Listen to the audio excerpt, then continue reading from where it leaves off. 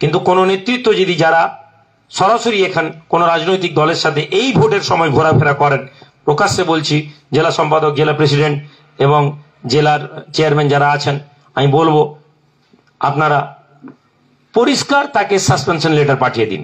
কোনো show cause letter পাঠানোর দরকার নেই। দু নৌকায় পা দিয়ে থাকার লোককে চিরাংশু বাবু আমি আপনাকে বলবো আপনি আপনার মনিটরিং এর মধ্যে রাখুন। কোনো দরকার নেই, কত বড় নেতা আমার লাগবে না।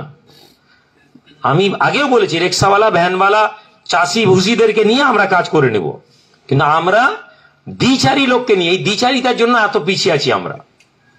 পয়সা নিয়ে তো রাজনীতি করছি না, ভোট কাটার জন্য তো রাজনীতি করছি না। ভোট যদি কাটতেই হয় সেই কাটার জায়গাটা পরিষ্কার থাকবো। কারো কাছে পয়সা নিয়ে প্রার্থী দিয়ে ভোট কাটতে হবে এমন কোনো গল্প আমাদের কাছে নেই। সুতরাং আমি কর্মীদেরকে বলবো এটা করুন। আমি রাজ্যের যুব সম্পাদক মাজেদ সাহেব আছেন, তাকেও বলবো যুবদেরও কাছ থেকে